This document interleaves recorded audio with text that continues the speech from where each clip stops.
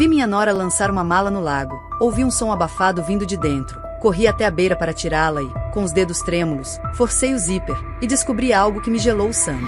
Mas antes de continuar, conte-me nos comentários. De que cidade você está me ouvindo? Eu adoraria saber até onde minha história chegou. Carmen Ruiz tinha 63 anos e a alma cheia de silêncios.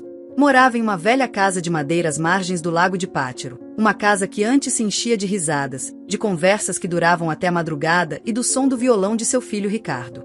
Desde que o enterrou, 8 meses atrás, o eco daquela voz era a única coisa que a acompanhava. Aquela manhã amanheceu cinzenta, com uma névoa espessa que cobria a superfície da água como se o lago quisesse esconder algo. Carmen tomava seu chá de camomila na varanda, olhando o reflexo do céu na água. O relógio marcava 5:10 quando ela ouviu o motor de um carro rompendo a calma. Virou a cabeça, algo em seu peito se apertou. Reconheceu imediatamente o carro prateado que avançava levantando poeira pelo caminho de terra. Era o de Silvana Marques, sua nora. A esposa de seu falecido filho. A mulher que não via desde o funeral. Apertou a xícara com ambas as mãos e semicerrou os olhos. Silvana dirigia com uma urgência que beirava a loucura. Freou bruscamente a poucos metros da margem. O motor continuou roncando, mas ela já havia saído.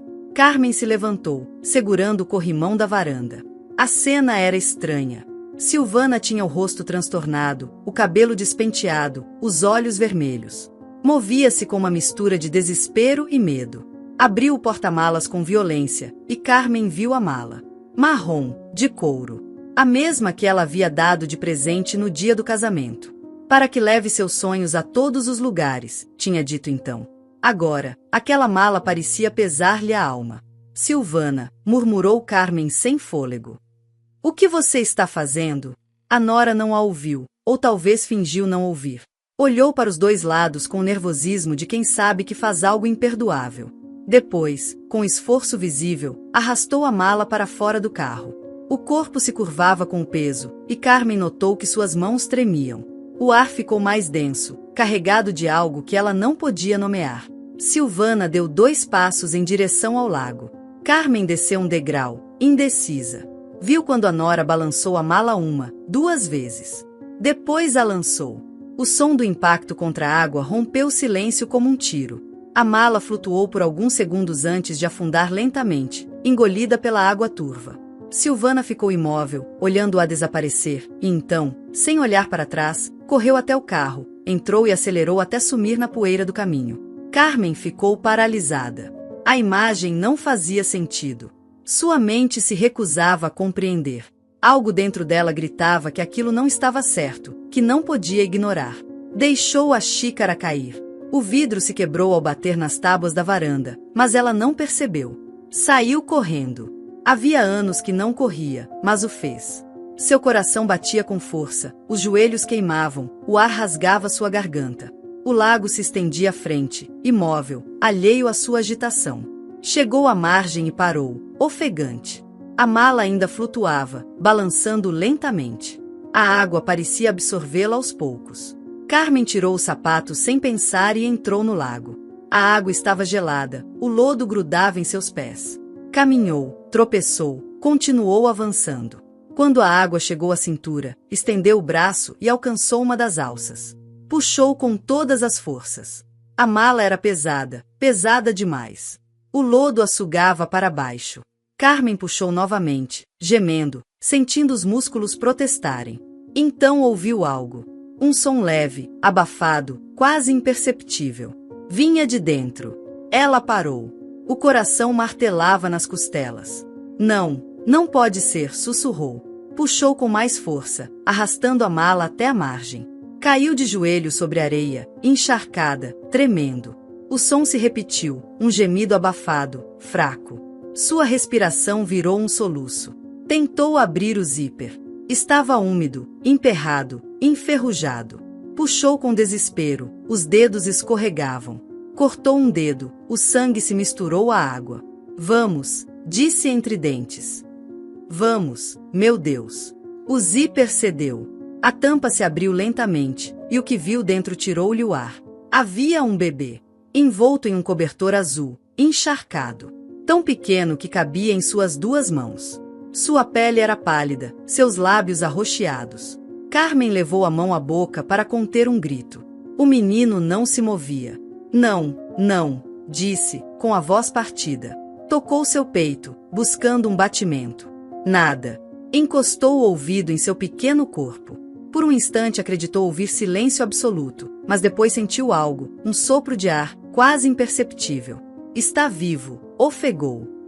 Meu Deus, está vivo. Pegou-o com cuidado, apertou-o contra o peito. Correu para casa, a água pingando de suas roupas. Subiu os degraus quase caindo. Deixou a porta aberta e procurou o telefone. Discou 911. Por favor, gritou. Encontrei um bebê. Eu o encontrei dentro de uma mala no lago. Ele está gelado, mal respira. A operadora pediu o endereço e disse que a ambulância já estava a caminho. Carmen colocou o bebê sobre a mesa, empurrando tudo o que havia em cima. Cobriu o corpo dele com uma toalha limpa, esfregando suavemente seus bracinhos. Aguenta, pequeno, sussurrava. Aguenta, não faz isso comigo. O som das sirenes chegou como uma promessa. Quando os paramédicos invadiram o local, Carmen apenas se afastou. Ela os viu trabalhar rapidamente, colocando uma pequena máscara, envolvendo o bebê em mantas térmicas. Ele vai sobreviver? Perguntou com voz fraca. O paramédico mais jovem não respondeu. O outro, um homem de barba grisalha, olhou para ela com seriedade. Ele está muito mal, senhora. Mas chegou a tempo. Carmen sentiu o chão se mover. Apoiou-se na parede, com a roupa encharcada e as mãos trêmulas. Viu quando levaram o bebê e como as luzes vermelhas e brancas da ambulância se refletiam nas janelas. O motor ligou, e de repente a casa ficou mergulhada em um silêncio insuportável. A mulher deixou-se cair no chão. Respirava com dificuldade.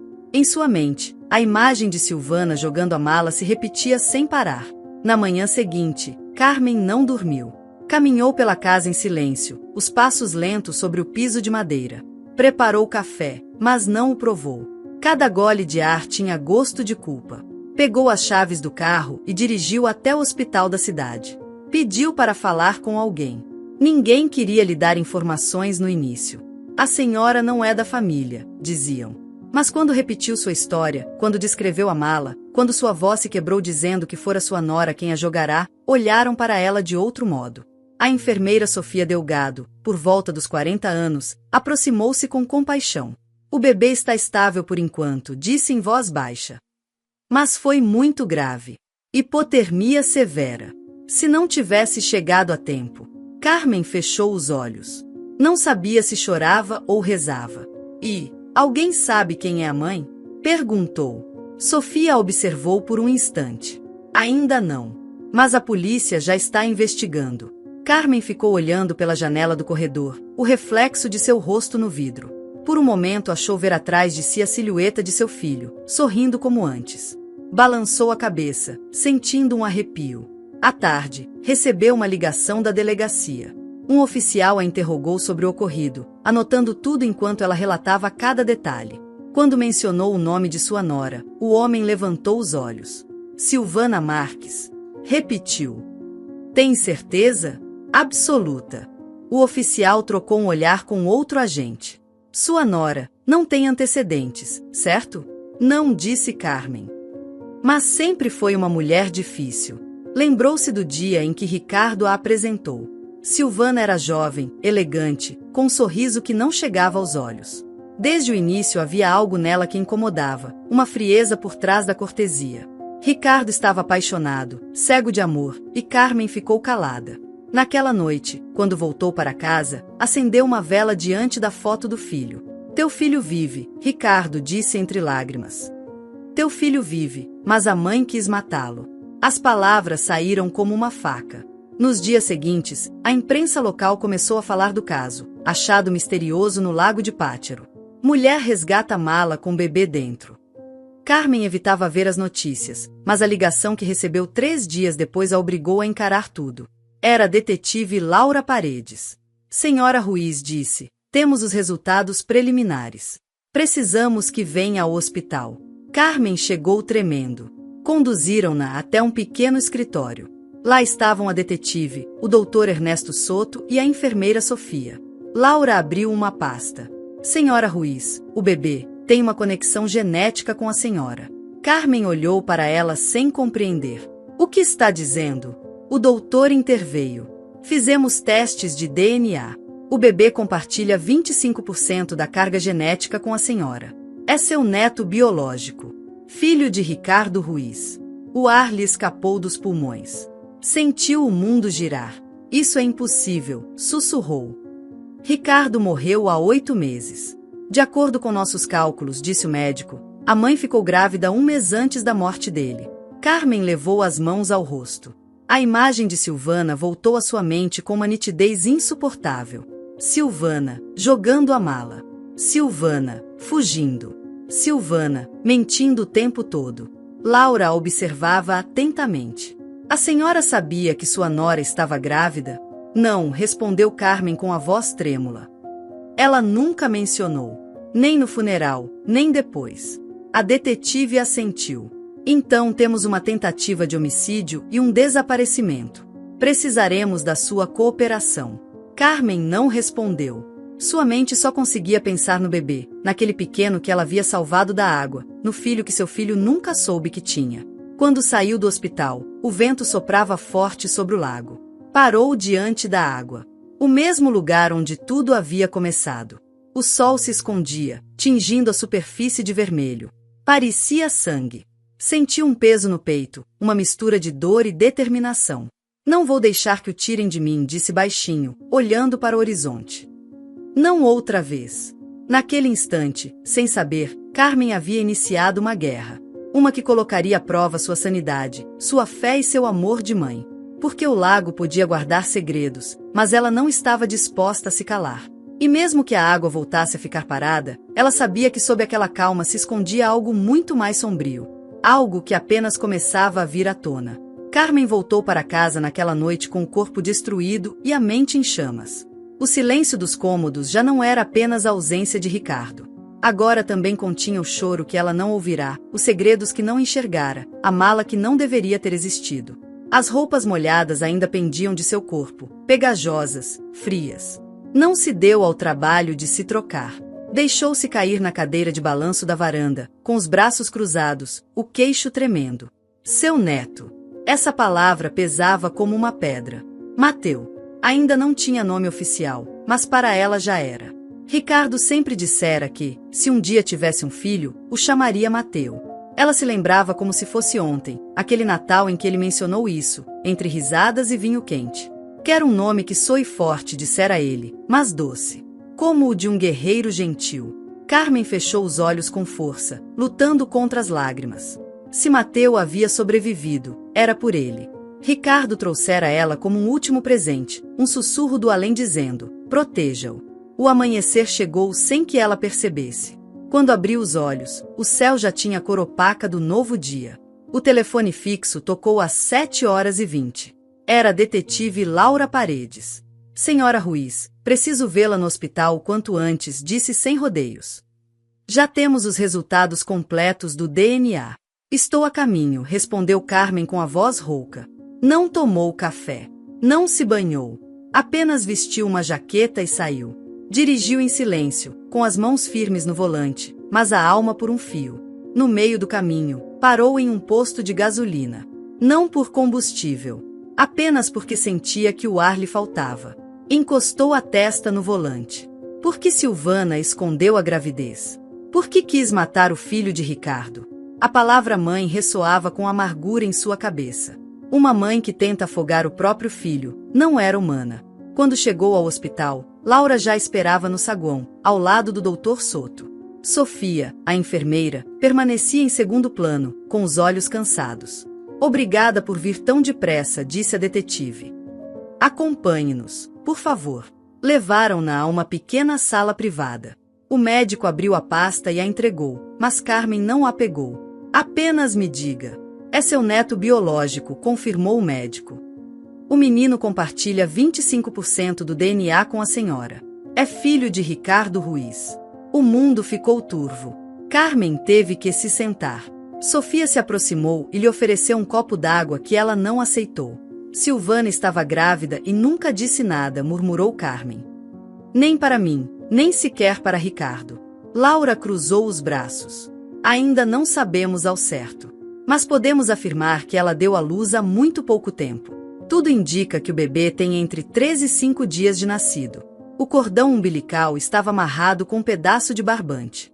Não houve intervenção médica. Provavelmente ela teve o parto em segredo. Onde está Silvana? Perguntou Carmen, com a voz afiada. Desaparecida, respondeu Laura. Estamos procurando por ela. A casa está vazia. O celular está desligado. Não houve movimentações bancárias há mais de 48 horas. Já foi emitida uma ordem de localização. Oficialmente, está foragida. Carmen se recostou no encosto da cadeira. O que vai acontecer agora com o bebê? Laura e o doutor trocaram um olhar que lhe causou náuseas. Foi a enfermeira Sofia quem falou. A criança está sob custódia temporária do hospital, mas o caso já foi comunicado ao Conselho Tutelar. O Estado tomará providências. E eu? Perguntou Carmen. Sou a avó dele. Eu o encontrei. Salvei sua vida. Não vou permitir que o entreguem a estranhos. Não é tão simples, interveio Laura. Existe um procedimento legal. A senhora não consta como tutora legal. Não está registrada como parente imediato em nenhum documento. E pela sua idade, bem, isso também é levado em conta. Carmen cerrou os punhos. Estão me dizendo que sou velha demais para criar meu neto? Estamos dizendo que é preciso seguir os protocolos, disse o doutor calmamente. Não é nada pessoal. Não era pessoal, mas ela sentia como uma punhalada. O que deveria fazer? Pedir permissão para amar o filho de seu filho? Não vou sair daqui, disse com uma determinação que mudou sua voz. Mateu não vai ficar sozinho. Ele se chama Mateu, murmurou Sofia com um leve sorriso. Era assim que Ricardo queria chamá-lo, respondeu Carmen. Sempre dizia isso. Seu primeiro filho se chamaria assim. Laura se levantou. Vou pedir que o registrem com esse nome temporário nos registros hospitalares. Mas aviso, senhora Ruiz, isso está apenas começando. Ela sabia. E não se importava. Nos dias seguintes, Carmen se tornou uma presença constante na sala de espera. Comia pouco, dormia menos. As enfermeiras lhe ofereciam cadeiras, café, palavras que soavam vazias. Não podia ver Mateu sem autorização. O protocolo não permitia. Isso era o que mais a destruía, saber que ele estava vivo, mas tão longe de seu alcance. 3 dias depois, foi visitada por uma assistente social. Márcia Torres. 20 e poucos anos. Terno cinza. Sorriso contido. Senhora Ruiz, disse com tom amável. Preciso fazer algumas perguntas para avaliar sua situação. Carmen assentiu. A senhora mora sozinha? Sim. Tem renda fixa? A pensão do meu marido. Algumas economias. Antecedentes médicos. Problemas de saúde mental? Carmen hesitou. Fiz tratamento para depressão depois da morte de Ricardo. Toma medicação atualmente? Não. Márcia anotou sem levantar os olhos. Já criou crianças antes? Criei meu filho. Desde que nasceu até que morreu. Essa resposta não estava em nenhum manual. A criança precisará de cuidados especiais.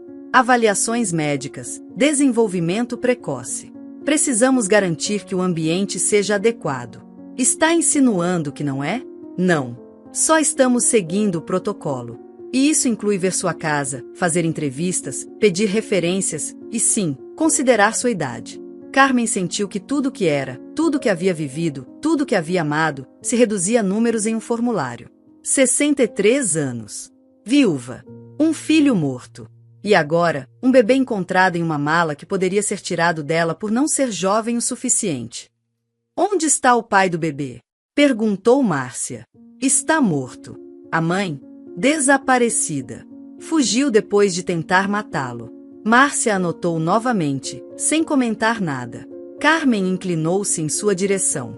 Mateu não é só um bebê para mim. É meu neto. É a última parte viva do meu filho. Não vou permitir que ele se perca em um sistema que não conhece sua história. Não vou permitir que o entreguem como se fosse um objeto esquecido. Márcia levantou o olhar, finalmente. Eu entendo. Mas não sou eu quem decide. Isso é definido por um juiz. Então que o juiz olhe nos meus olhos e me diga. Nessa noite, Carmen voltou para casa pela primeira vez em 5 dias. A casa cheirava a clausura. Puxou uma coberta, colocou-a no sofá e se deitou. Não conseguia dormir. Fechava os olhos e voltava a ver a mala afundando. Voltava a ouvir o choro abafado. Às vezes, até ouvia a voz de Ricardo. Mãe, cuide dele. Ele não tem mais ninguém. Passou a madrugada organizando os papéis que haviam lhe entregue. Requisitos.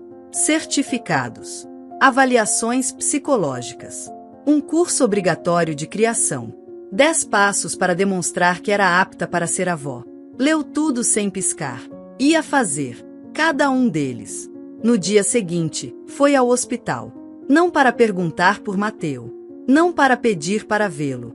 Foi procurar Laura. Encontrou-a no corredor, falando ao telefone.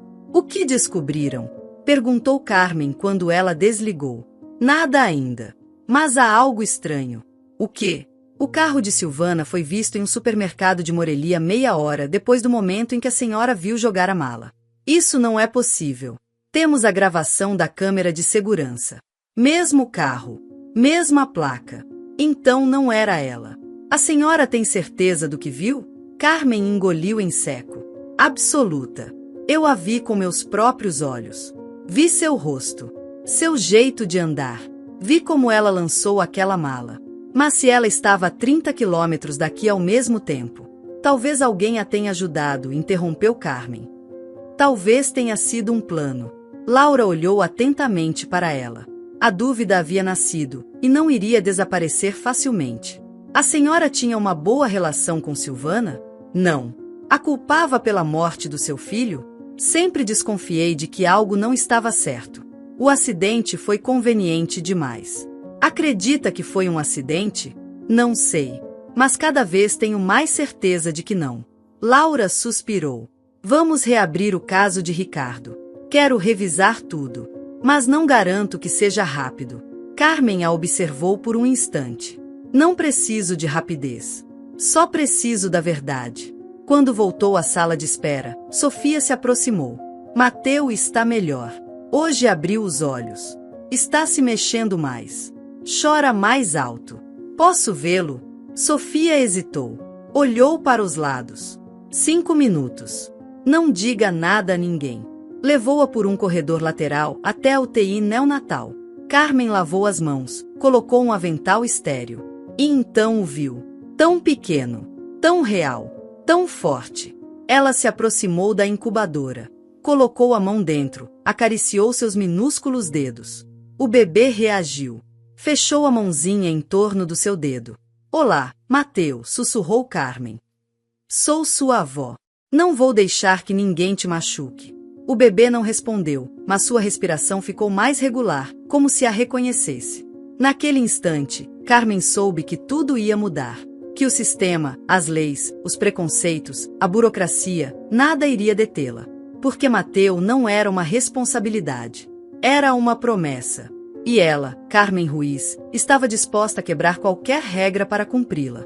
Mesmo que tivesse que lutar contra o passado, contra a justiça e contra uma mulher sem alma.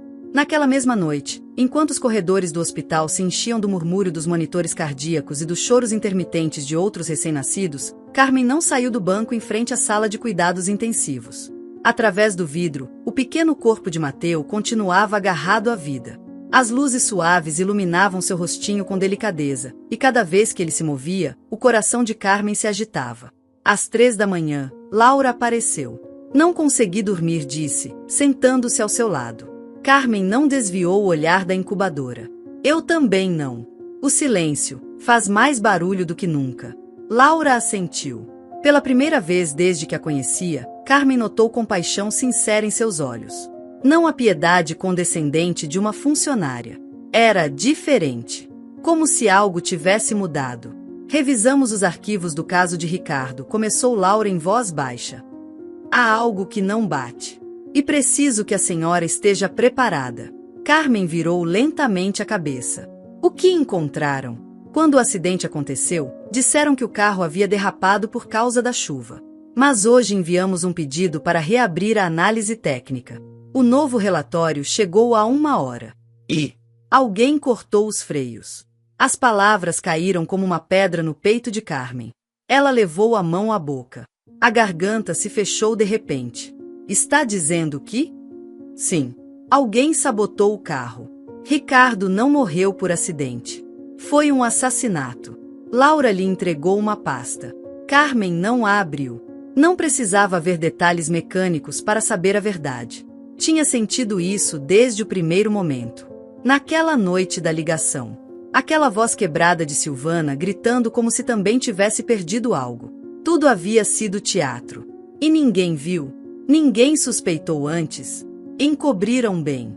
A oficina onde o carro foi revisado dias antes do acidente já não existe. Fechou abruptamente. Não deixaram registros. Mas ainda não terminamos o rastreamento. O dono desapareceu, e o nome dele coincide com o de um mecânico que já teve denúncias por fraudes menores. Carmen engoliu em seco. Algo se partia dentro dela. Uma ferida antiga, coberta por meses de silêncio, voltava a sangrar. E Silvana ainda não apareceu. Mas estamos mais perto. Alguém a ajudou. E alguém financiou essa ajuda. Laura se inclinou em sua direção. Preciso saber de tudo. Cada detalhe. Mesmo coisas que pareçam insignificantes.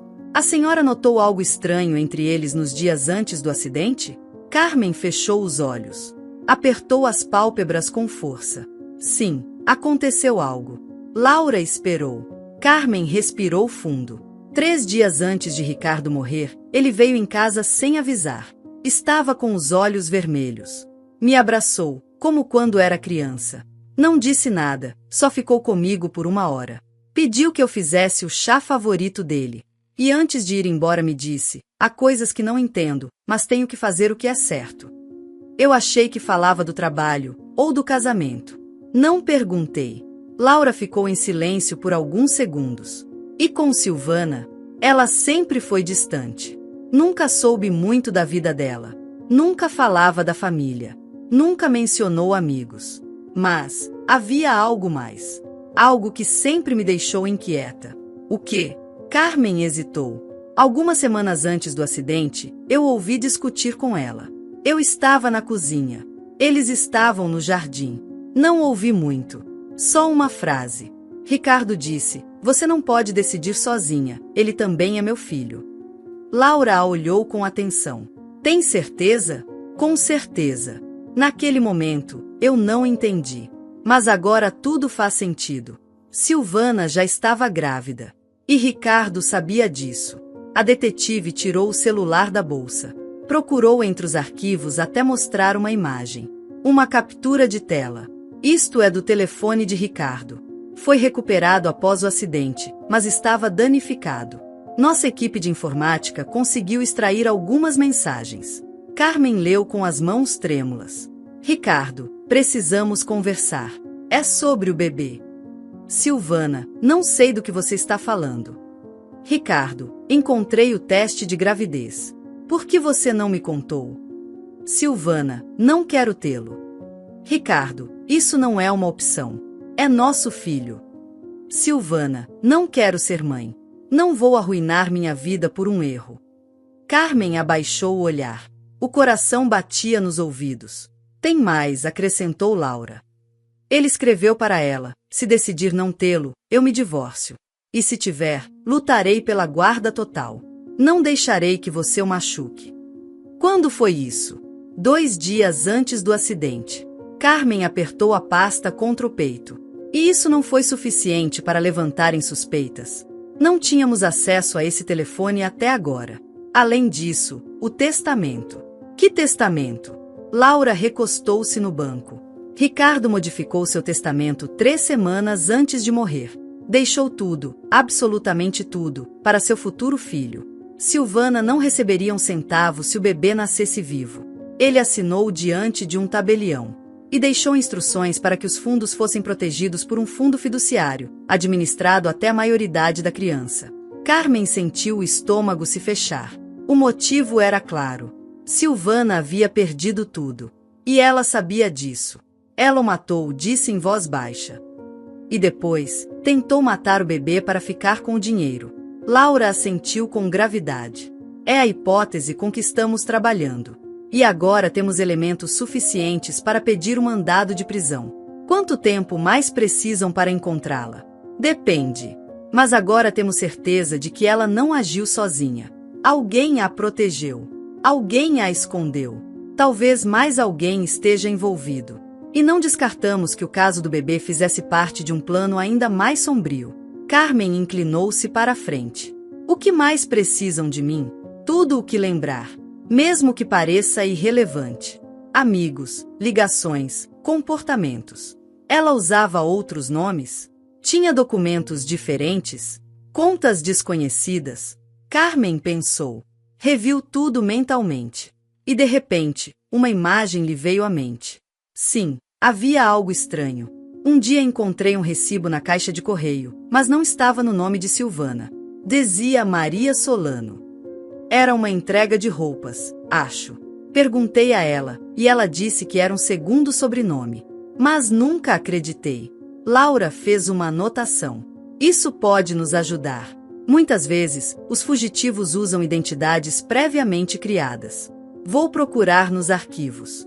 Vamos rastrear esse nome. Carmen levantou-se. A única coisa que me importa é que Mateu esteja seguro. E que se faça justiça. Não só por ele, também por Ricardo. Laura olhou-a nos olhos. Acredite em mim, senhora Ruiz. Farei tudo o que estiver ao meu alcance para isso. Ricardo não morreu em vão. Horas depois, Carmen voltou para casa com a mente em guerra. Preparou café, mas não o bebeu. Caminhou até o quarto de Ricardo. Continuava intacto. O violão encostado no canto. Os livros organizados como ele os havia deixado. Os troféus da escola. O perfume suave que ainda permanecia nos lençóis. Sentou-se na cama. Abriu a gaveta da mesa de cabeceira. Lá encontrou um caderno. Capa de couro marrom. As páginas estavam escritas com sua letra. Carmen não sabia, mas Ricardo mantinha um diário. Abriu-o com medo. As primeiras entradas falavam do trabalho, do estresse, da pressão. Depois começaram a aparecer menções a Silvana. É linda. Mas sinto que é um espelho. Reflete o que quero ver, não o que ela realmente é.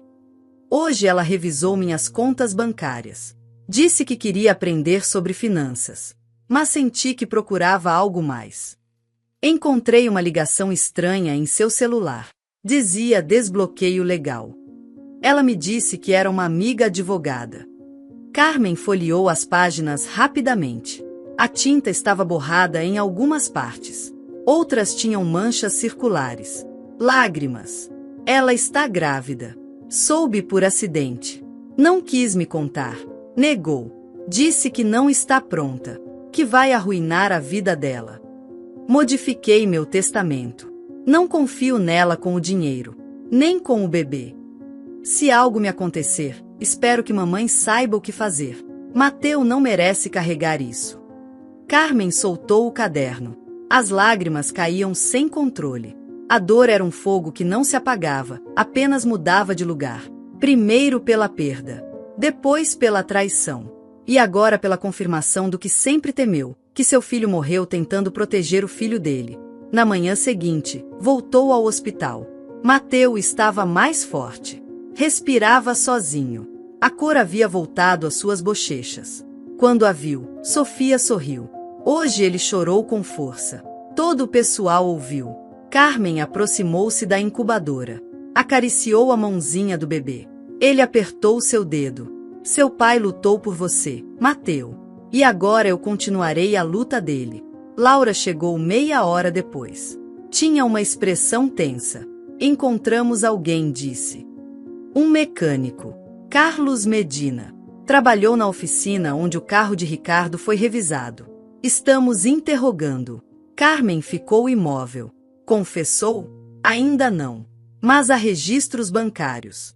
Silvana transferiu dinheiro para ele. 2 semanas antes do acidente. Quanto? 5.000 pesos.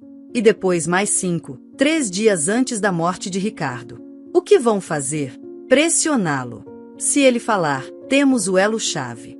Carmen olhou para o bebê. Pensou em tudo que aquela criança teve de enfrentar sem nem saber. Pensou em seu filho, em como viveu com uma bomba dentro de casa.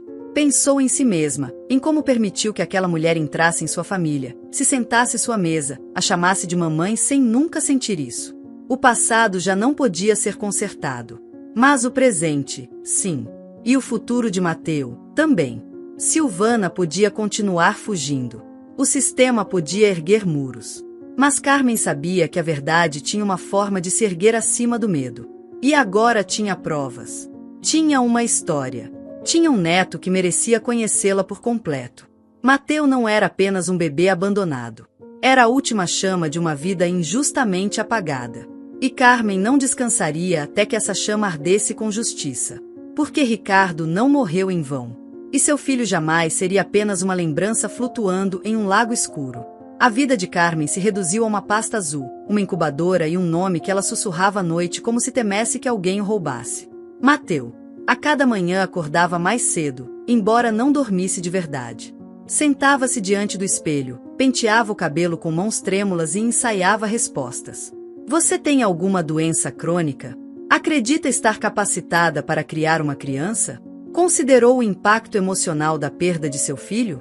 Eram perguntas que não vinham em formulários, mas que sentia sempre que alguém do sistema olhava. Como se seus cabelos brancos fossem argumento suficiente para negar-lhe tudo. Como se o amor tivesse prazo de validade. Quando Diff notificou a primeira consulta para avaliação psicológica, Carmen pegou o ônibus do hospital até o escritório central com os papéis nas mãos. Ao chegar, uma recepcionista de 20 e poucos anos pediu sua identificação com a impaciência de quem repetiu essa frase 100 vezes no dia. Carmen entregou o documento plastificado sem dizer palavra. A psicóloga que a atendeu chamava-se Rebeca Martínez. Roupas informais, olhar neutro. Levou a uma sala branca com uma mesa, 2 cadeiras e um ventilador barulhento que parecia mais uma distração que um alívio. Pediu que falasse sobre si mesma, sobre sua história. Carmen o fez sem enfeites.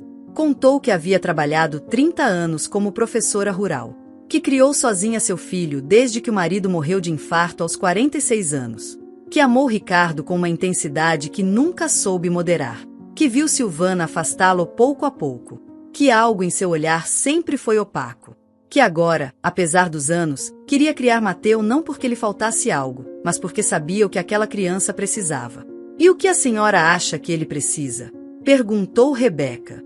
Um lugar onde eu não precise sobreviver. Onde eu possa apenas viver, respondeu Carmen, sem hesitar. A psicóloga notou algo e depois ficou em silêncio. Você toma medicação para ansiedade ou para dormir? Não. Mas me receitaram algo há meses. Eu não tomei. Por quê? Porque quero sentir. A dor é a única coisa que me confirma que estou viva. No final da sessão, Rebeca não disse se a avaliação era positiva ou negativa. Apenas lhe entregou uma folha com novas instruções. Deveria frequentar um curso obrigatório de maternidade contemporânea, de 6 sessões. Carmen leu o papel em silêncio, dobrou e o guardou na bolsa. Não discutiu. O curso era realizado em uma clínica comunitária, do outro lado da cidade. No primeiro dia chegou pontualmente, com seu caderno e uma caneta de tinta azul. Ao entrar na sala, todos os olhares se voltaram para ela. Eram mães jovens, algumas grávidas, outras com bebês nos braços. Carmen era a única com mais de 50 anos, a única sem bolsa de fraldas, a única sem um companheiro sentado ao seu lado. Sentou-se no fundo. Uma das mulheres, de não mais de 20 anos, sussurrou para a amiga: será a avó de alguém? Carmen ouviu. Não se alterou. A instrutora era simpática, mas falava como se todas compartilhassem a mesma história. Maternidades planejadas, casais estáveis, sonhos com nomes de menino. Carmen apenas tomava notas. Alimentação, cólicas, padrões de sono, sinais de alerta, tipos de choro. Ouvia tudo como se sua vida dependesse disso. Porque dependia. Na segunda aula, uma das participantes se aproximou. E você? Tem um neto ou veio por outro motivo? Carmen fechou o caderno. Estou lutando pela guarda do meu neto. A mãe dele o jogou em um lago dentro de uma mala. Eu o tirei de lá. A jovem empalideceu. Desculpe, eu não sabia. Agora você sabe. Desde aquele dia, ninguém voltou a falar com ela com condescendência.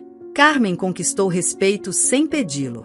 Certa manhã, depois da terceira sessão do curso, recebeu uma ligação da detetive Laura. O tom de sua voz estava mais tenso do que nunca. Carmen, Tenho algo que você precisa ver. Marcou com ela no escritório da promotoria. Quando chegou, Laura esperava com o laptop aberto sobre a mesa. Encontramos o segundo caderno de Ricardo.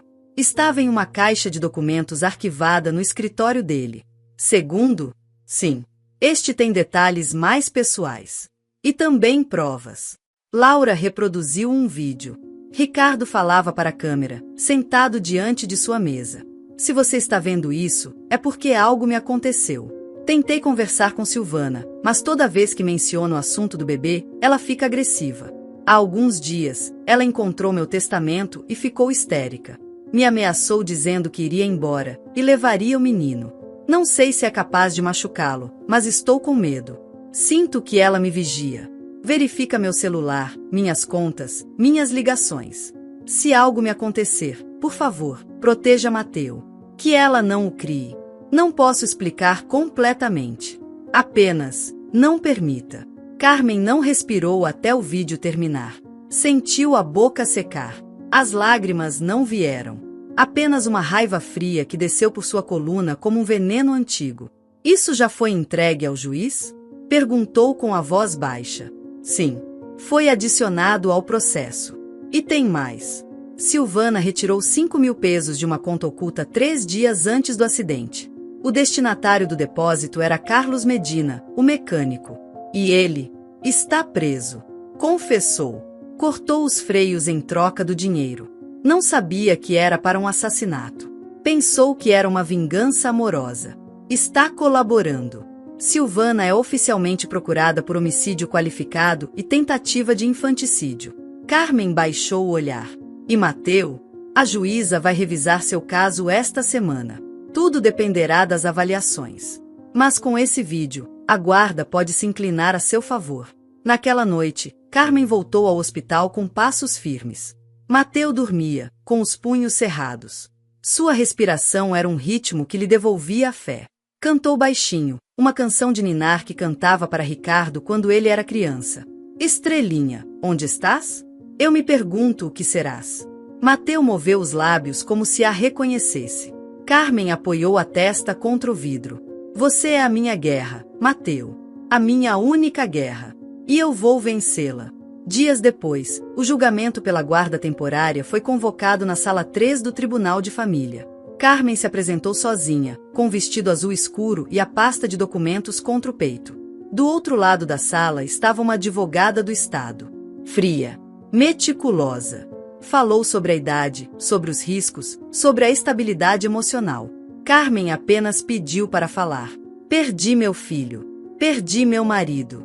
Mas não perdi a capacidade de amar. Tenho força suficiente para criar esta criança, porque não se trata de mim. Trata-se dele. Mateu é tudo o que restou de Ricardo. E ele merece uma família que o proteja. Não peço caridade. Peço que escutem a verdade. A mãe dele quis matá-lo. Eu o salvei. E vou continuar fazendo isso. A juíza observou sem expressão. Revisou os papéis, o vídeo, as avaliações. Concedo a guarda temporária por 6 meses, disse por fim. Sob supervisão. Visitas periódicas do Serviço Social. O Estado se reserva o direito de revogar a guarda se forem detectados riscos para o menor. Carmen não reagiu de imediato. Demorou alguns segundos para entender o que aquilo significava. Depois respirou fundo. E quando saiu do tribunal, o sol a cegou, mas ela não cobriu os olhos. Foi diretamente ao hospital. Sofia sorriu para ela com lágrimas contidas. Ele está pronto. Está mais pesado. Come melhor. Já não precisa de incubadora. Mateu foi entregue a Carmen em uma manta verde. Quando segurou, todo o barulho do mundo desapareceu. A dor, a burocracia, os medos. Só existia ele. Pequeno, quente, real. Ao sair do hospital, uma repórter tentou se aproximar. Carmen não respondeu às perguntas. Apertou Mateu contra o peito e se afastou. Nessa noite, pela primeira vez em muito tempo, a casa não ficou em silêncio. Os choros, os suspiros, os passos descalços à meia-noite encheram o ar. Carmen não dormiu. Cada vez que Mateu se movia, ela acordava para se certificar de que ele respirava. Ela não tinha leite. Aprendeu a preparar a fórmula. Aprendeu a trocar fraldas com uma mão enquanto segurava o bebê com a outra. Aprendeu a viver com sono e esperança ao mesmo tempo. O corpo doía, mas não importava. Os dias seguintes trouxeram novas visitas. Márcia, a assistente social, inspecionou a casa. Tirou fotos. Fez perguntas. Carmen respondeu a todas sem medo. Já não era uma mulher suplicando. Era uma avó cumprindo uma promessa. À noite, sentada na cadeira de balanço com Mateu dormindo sobre o peito, Carmen pensava no que ainda faltava. Silvana continuava foragida. O julgamento pelo assassinato de Ricardo ainda estava pendente. E o tempo de guarda temporária era uma corda bamba. Mas agora, com Mateu nos braços, essa luta tinha outro sabor. O de uma vitória semeada com lágrimas e fogo. O passado ainda não estava enterrado. E a guerra não tinha terminado. Mas Carmen, que um dia pensou que não sobreviveria à morte do filho, agora entendia que a maternidade não termina quando se enterra um filho. Às vezes, começa quando você salva o filho dele da água e o traz de volta ao mundo para que nunca mais flutue sozinho na escuridão. A madrugada era densa, como se o céu se recusasse a amanhecer. Carmen estava sentada na cadeira de balanço, com Mateu dormindo sobre o peito, envolto em uma manta tricotada que ela mesma havia resgatado do fundo do armário. Seus movimentos eram suaves, medidos. Cada batida do coração da criança era um hino à vida. Não precisava de mais nada. Até que o telefone fixo tocou. Não foi um toque longo. Apenas 2 toques curtos, como se quem ligava quisesse medir sua reação. Carmen levantou o olhar para a parede. O relógio marcava 3h47 da madrugada. Levantou-se com Mateu nos braços, atravessou a sala em silêncio e atendeu. Alô? Houve um segundo de ruído branco, depois uma respiração pesada do outro lado da linha. Carmen sentiu o peito se endurecer. Olá, Carmen, disse uma voz que dispensava apresentações. Silvana. O tom era caloroso, como se falassem de coisas triviais, mas a tensão que o envolvia era um veneno em cada sílaba. O que você quer? Só queria te parabenizar. Você fez um bom trabalho. Salvou ele. Te deu o seu momento de heroína. Carmen apertou Mateu com mais força, e ele soltou um leve gemido entre sonhos. A sua voz não me assusta, murmurou. Não depois do que você fez. Silvana riu, mas sem alegria. Eu fiz por mim. Você sabe o que é estar presa numa vida que você não escolheu? Em uma gravidez indesejada? Com um homem que só queria ser pai para se sentir importante? Você o matou. Isso você nunca vai poder provar. Tenho o diário dele. Tenho o vídeo. Silêncio. A respiração do outro lado parou por um segundo. Então sabe que tudo que eu fiz foi me proteger. Se eu cair, não vou sozinha. Carmen sentiu um arrepio percorrer suas costas. O tom havia mudado. Já não era provocação. Era a ameaça. O que você quer? Quero meu filho. E quero o dinheiro que me pertence. Você não sabe no que está se metendo, sua velha. Não faz ideia do que vão te tirar. O bebê não é um cheque, respondeu com firmeza. É uma vida. E você não vai tocá-lo nunca mais. Silvana baixou a voz, fazendo cada palavra pesar como chumbo. Você o roubou.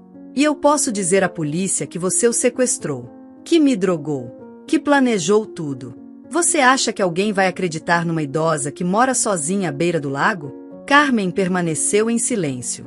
Estava gravando a chamada com um pequeno dispositivo de backup que a detetive Laura lhe havia deixado, por precaução.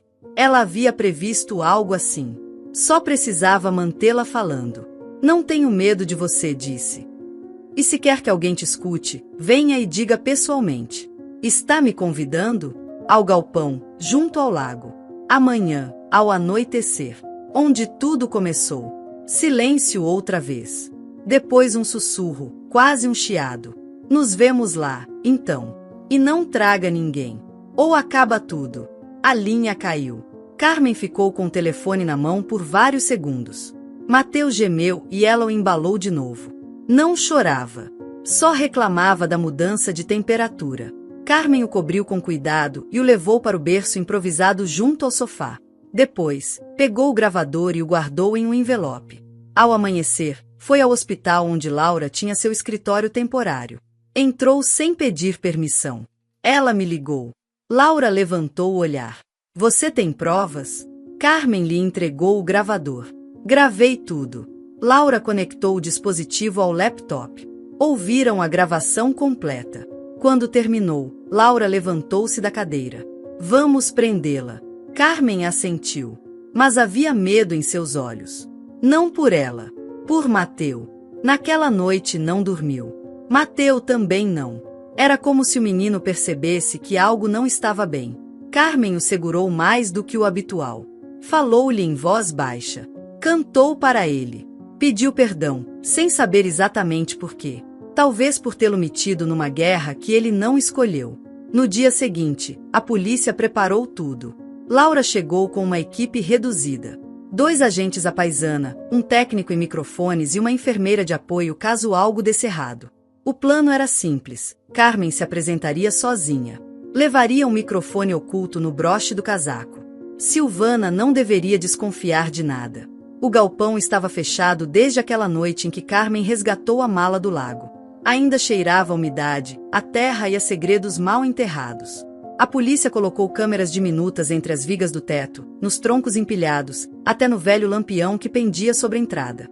Laura aproximou-se de Carmen e a ajudou a colocar o microfone. Você tem certeza? Tão certa quanto estive quando a vi lançar aquela mala. Não sabemos com quem ela virá. Pode estar armada. Não me importa. Só quero que isso acabe. Laura apertou seu braço. Não tente provocá-la. Não grite. Não mencione Mateu. Apenas fale. Deixe-a afundar sozinha. Carmen assentiu. Depois foi sozinha até o galpão. Levava uma lanterna na mão e a foto de Ricardo no bolso. Ao chegar, o sol estava se pondo. O céu tinha aquele tom entre azul e cinza que anunciava a tempestade. Esperou. O primeiro som foi o de passo sobre as folhas secas. Depois, o rangido da porta ao se abrir. Silvana entrou. Usava óculos escuros e um boné. Seu cabelo estava mais curto. Sua expressão era diferente. Como se não restasse nada da mulher que um dia se sentou à mesa de Carmen para jantar espaguete. Que lugar tão nostálgico, disse com sarcasmo. Guarda mais bebês aqui? Carmen não respondeu. Apenas a olhou. Onde ele está? Você está louca se acha que vou te dizer alguma coisa. Silvana deu mais um passo. Sabe que posso inventar qualquer coisa, não é? Tenho amigos. Contatos. Nem todos acreditam nas suas histórias de avó mártir. Foi você quem o matou, murmurou Carmen. E depois tentou matar seu filho.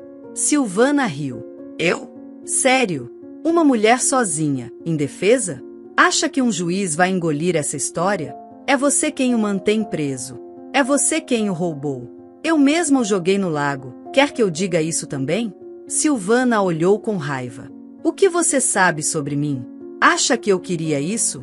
Uma vida miserável com um homem fraco, com uma sogra invasiva e um filho que eu não pedi? Ele te deu tudo. Ricardo te deu o nome, a casa, o amor. E você tirou tudo dele. Ricardo era um idiota, disse sem pudor. Achava que o amor podia consertar tudo. Não sabia nada da vida real. Você sabe o que é olhar para um bebê e não sentir nada? Nada. Nem ternura, nem alegria. Só vazio. Eu me sentia presa. E se eu não fizesse, eu ia morrer. Carmen fechou os punhos. A voz de Laura soava em seu ouvido através de um pequeno auricular. Já está. Temos o suficiente. Mantenha a calma. Silvana se aproximou mais. A última coisa que vou te dizer é isso. Você também teve culpa. Você o criou. Você o fez fraco. Você foi quem nunca o ensinou a ver o perigo. Carmen deu um passo à frente. Talvez. Mas você não nasceu vazia. Você se fez assim. Cada decisão que tomou foi uma pedra a mais no caminho que te trouxe até aqui. Me devolve meu filho. Não é seu filho. Não depois do que você fez. Silvana levantou a mão, mas não chegou a tocá-la. Nesse instante, os agentes saíram de entre as árvores. Luzes, gritos, algemas. Carmen recuou, mas não desviou o olhar. Silvana Mendoza está presa pelo homicídio de Ricardo Ruiz e pela tentativa de homicídio contra seu filho menor. Silvana resistiu, gritou, negou tudo. Carmen não se moveu. Apenas respirava com dificuldade. As pernas tremiam. A noite era um redemoinho de vozes, rádios, passos. Laura correu até ela. Está feito. Ela não pode mais te machucar. Não a mim. A ele. Ao Mateu. Laura a segurou pelo braço. Vamos para casa. Enquanto caminhavam de volta, Carmen olhou para o lago. As águas estavam calmas. Nenhuma brisa. Mas já não pareciam silenciosas. Agora sabia que aquele lago tinha sido testemunha. E que havia contado tudo, à sua maneira. Ao chegar em casa, Mateu dormia. Carmen o pegou no colo sem acordá-lo. Sussurrou em seu ouvido. Já está. Ganhamos esta batalha. Mas, no fundo, sabia que a guerra não havia terminado. Porque a justiça não se trata apenas de prender os culpados. Também se trata de curar o que deixaram para trás. E Mateu, com seus pequenos olhos fechados e a respiração trêmula, ainda precisava ser curado. Carmen o abraçou com força. E, pela primeira vez em muito tempo, deixou que as lágrimas caíssem sem medo. Porque agora já não era pelo que havia perdido. Era pelo que, enfim, havia salvado. Carmen sentou-se diante da janela aberta, com a lua cheia cravada no céu como um olho eterno. Mateu dormia profundamente em seu berço, e cada suspiro do pequeno era um eco da vida que ainda precisava ser reconstruída. Ela observava com devoção, como se estivesse guardando um milagre. A casa estava em silêncio, mas seu interior era um campo de batalha. Não conseguia parar de pensar no que viria. Sabia que a prisão de Silvana não era o fim, mas o início de uma luta mais complexa. O legal, o moral, o emocional, tudo se entrelaçava com uma dor antiga que ainda pulsava sob sua pele. A promotoria havia solicitado sua presença no dia seguinte para revisar as acusações e confirmar sua declaração pessoalmente. Silvana estava detida em um centro especial de alta vigilância. E Laura havia advertido que, embora parecesse segura, ainda havia riscos. Havia pontas soltas. Pessoas que poderiam intervir. Silvana não agia sozinha. Nunca agira. Carmen sabia disso. Vira em seu olhar naquela noite no galpão. Silvana não era apenas uma mulher quebrada. Era alguém capaz de manipular seu entorno como uma jogadora experiente em um tabuleiro que os outros nem sabiam que existia. No dia seguinte, Laura passou para buscá-la em uma viatura sem distintivos. Mateu ficou aos cuidados de Sofia, a enfermeira que se tornará sua única aliada fora do sistema. O caminho até a delegacia foi silencioso. Carmen estava com o olhar perdido, mas seus pensamentos eram nítidos. Repassava cada palavra que deveria dizer, cada gesto que deveria controlar. Quando chegaram, o ambiente era tenso. Os agentes caminhavam rápido, os rostos eram sérios, e as portas pareciam se fechar mais forte que o normal. Laura guiou até uma pequena sala de observação com uma janela oculta por um espelho falso. Escute com atenção. Você não pode intervir, apenas observar, advertiu. Vamos levá-la ao mesmo galpão esta noite. Fingiremos que você aceitou vê-la mais uma vez, que está considerando retirar seu depoimento. Ela vai morder a isca. E se ela não falar, ela vai. Precisa se sentir superior. Vai confessar para te torturar. Fará isso como quem queima uma fotografia antiga para apagar um passado que a condena. Já vimos isso antes. Carmen assentiu com o maxilar tenso. Estou pronta. Não se aproxime. Não responda se ela te provocar. Apenas escute. Minutos depois, Silvana foi escoltada até o galpão. Usava roupas casuais, sem algemas, sem marcas visíveis de que estava sob custódia. Tudo havia sido planejado para parecer um encontro clandestino. Uma última tentativa de mediação. As câmeras estavam ativas, os microfones escondidos. Tudo registrado. Carmen foi conduzida por uma entrada traseira, até um cômodo adjacente ao galpão, separado por uma parede falsa. Podia ouvir tudo, ver tudo. Silvana estava sentada no mesmo banco onde Carmen havia chorado por seu filho. Observava o teto como se aquilo a entediasse. Depois tirou uma carteira de cigarros do bolso do casaco. Acendeu um, exalou lentamente. Sabe, começou, sem olhar para ninguém. Sempre soube que Ricardo era fraco. Desde o primeiro dia. Bom demais. E a bondade não serve para nada quando se tem fome de algo maior.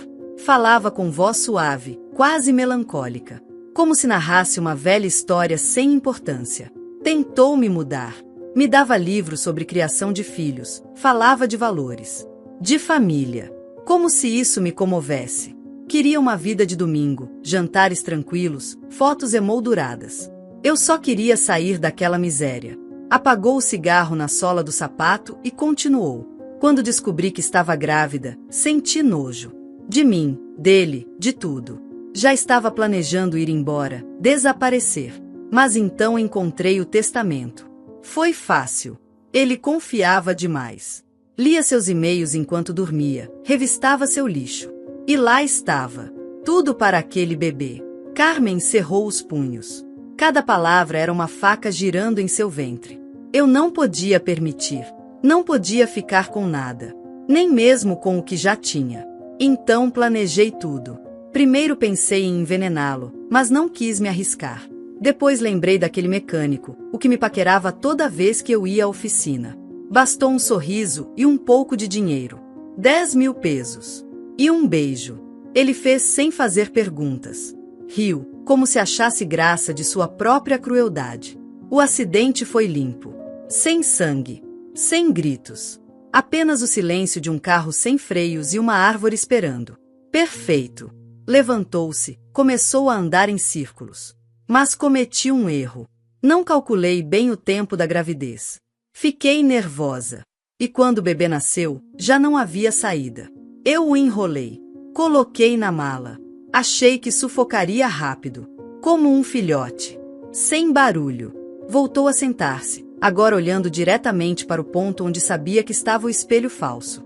Mas você, sempre se metendo. Sempre enfiando o nariz onde não deve. Devia ter deixado pra lá. Não era sua batalha. Eu te avisei. Laura murmurou ao ouvido de Carmen. Estamos prontos. Falta só mais uma confirmação. Se ela admitir que planejou o assassinato de Ricardo, podemos encerrar o círculo. Silvana se inclinou para frente, apoiando os cotovelos nos joelhos. Sabe o que mais me irritava em Ricardo? Aquele olhar. Aquela esperança idiota. Como se ele pudesse me salvar. Como se eu fosse uma alma perdida que ele podia resgatar com amor e promessas. Era tão ridículo. Eu sentia a pena dele. Ficou em silêncio por alguns segundos. Depois, em voz baixa, acrescentou. Eu o vi morrer. Não fiz nada. Podia tê-lo tirado de lá. Não fiz. Fiquei parada, olhando a fumaça. E senti paz. Laura fez um sinal. A porta se abriu de repente.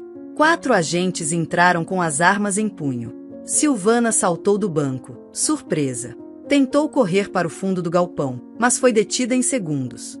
Gritava, esperneava, xingava. Vocês não podem fazer isso. Era um acordo. Ela tinha que vir. Um dos agentes colocou as algemas enquanto o outro lia seus direitos. Carmen saiu da sala. Laura a acompanhou. Não disse nada. Apenas a olhou com respeito. Não com pena. Com admiração. Silvana foi retirada do galpão entre empurrões. Ao passar por Carmen, olhou-a com uma mistura de ódio e algo que se parecia com medo. Pela primeira vez. Isso não acabou, cuspiu. Mateu é meu.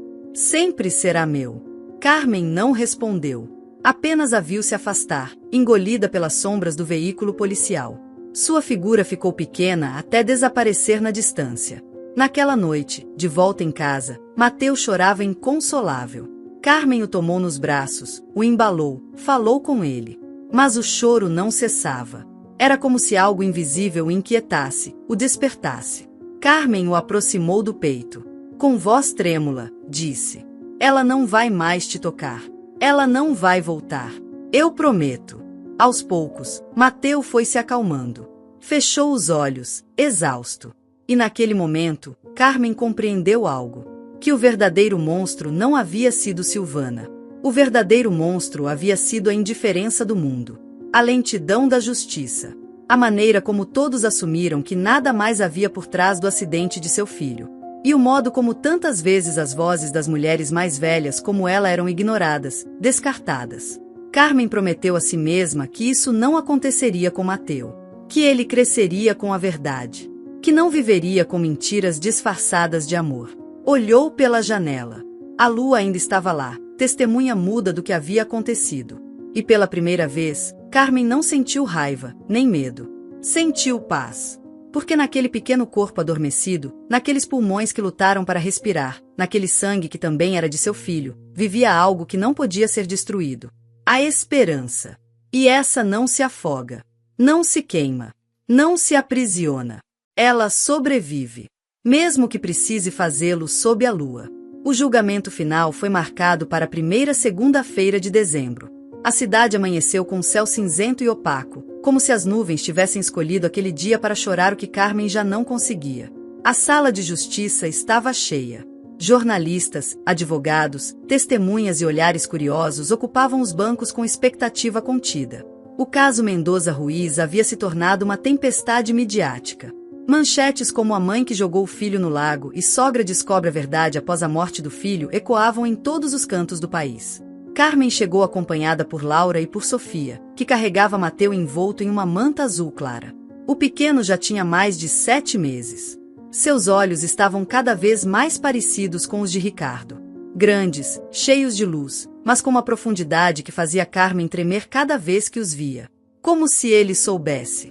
Como se lembrasse de algo que não podia dizer. Os oficiais guiaram Carmen até a primeira fileira, logo atrás da mesa da promotoria. Silvana entrou minutos depois, escoltada por 2 guardas.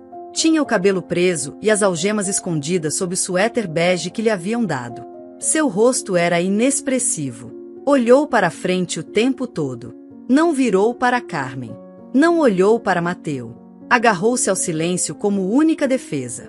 A juíza, uma mulher de voz grave e olhos penetrantes, leu as acusações uma a uma. Homicídio doloso. Tentativa de infanticídio. Falsidade de declarações.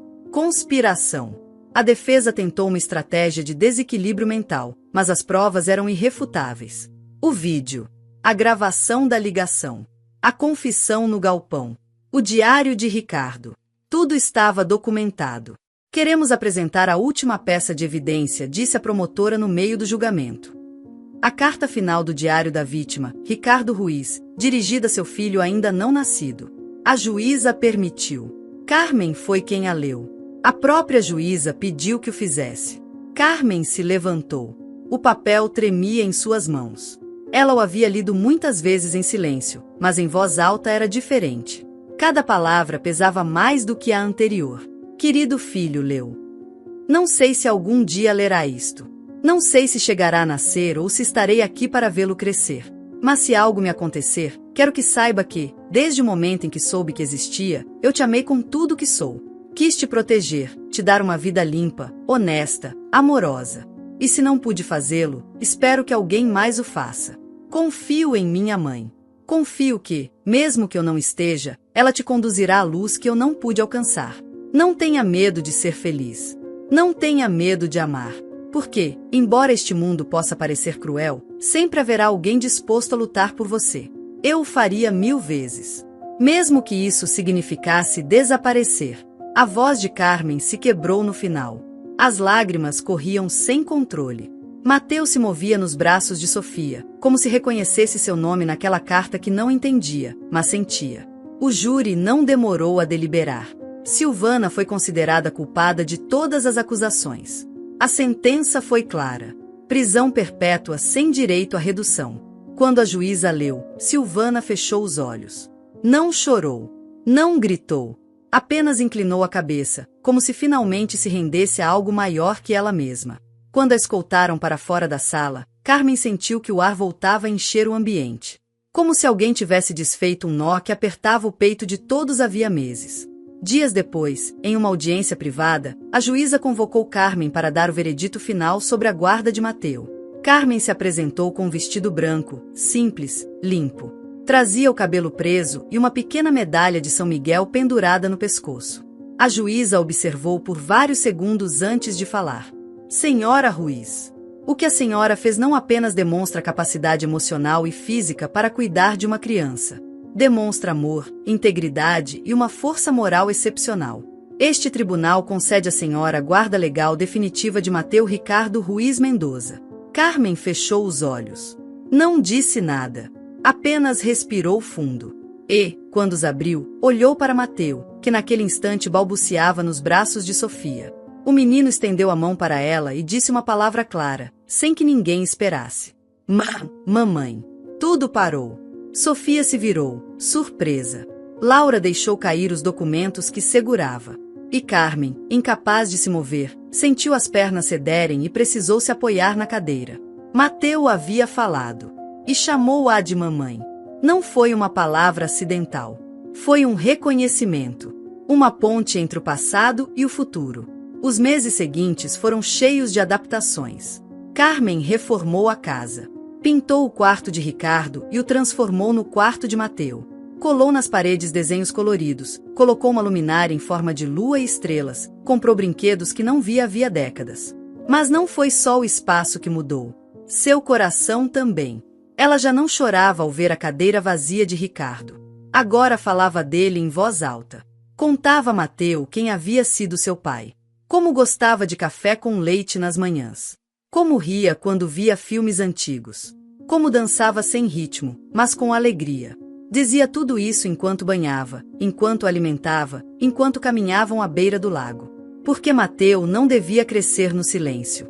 E Carmen já não tinha medo de falar. Certa tarde, encontrou Mateu brincando com uma caixa de papelão onde ela havia guardado cartas antigas. Entre elas estava uma que nunca tinha lido. O envelope estava lacrado. Tinha seu nome escrito com a letra de Ricardo. Abriu-a com as mãos trêmulas. Mamãe, começava a carta. Não sei como te dizer tudo o que sinto. Só espero que um dia leia isto e me entenda. Quero que saiba que você sempre foi meu farol. Mesmo quando discutíamos, quando não entendia minhas decisões, eu sabia que me amava de verdade. Por isso, se algum dia eu não voltar para casa, se algo ruim acontecer, quero que cuide de meu filho como só você sabe fazer. Não deixe que a escuridão o toque. Proteja-o do que eu não pude. Ensine-lhe que amar vale a pena, mesmo que doa. Ensine-lhe que chorar não é fraqueza, mas memória. Eu te amo. Obrigado por tudo. Carmen levou a carta ao peito. Beijou-a. E em voz baixa disse: Eu não escolhi esta história. Mas escolhi não desistir. Naquela noite, enquanto ninava Mateu, a lua voltou a aparecer pela janela. E não era uma lua triste, nem testemunha de tragédias. Era uma lua cálida, que iluminava um novo começo. Porque naquela casa à beira do lago, onde a morte um dia se aproximou, agora vivia a vida. Não perfeita, não fácil, mas real. E Mateu, o menino que um dia foi lançado à água, agora corria pela grama, com os pés descalços e o riso solto, como se não conhecesse o peso de sua origem. Porque o amor, quando é verdadeiro, não apaga as feridas. Ele as transforma e as converte em raízes. As raízes de um legado chamado Ricardo.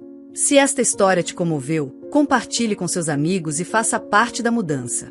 Conte para nós nos comentários o que você faria em uma situação semelhante. De onde você está nos assistindo? Adoraríamos saber.